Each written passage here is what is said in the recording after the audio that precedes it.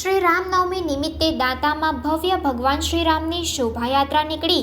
દાંતા આઝાદ ચોક ખાતેથી વિશાળ શોભાયાત્રા નીકળી। ડીજે બગી સાધુ સંતોની સાથે ભગવા ધ્વજ લઈને કાઢવામાં આવી ભવ્ય શોભાયાત્રા।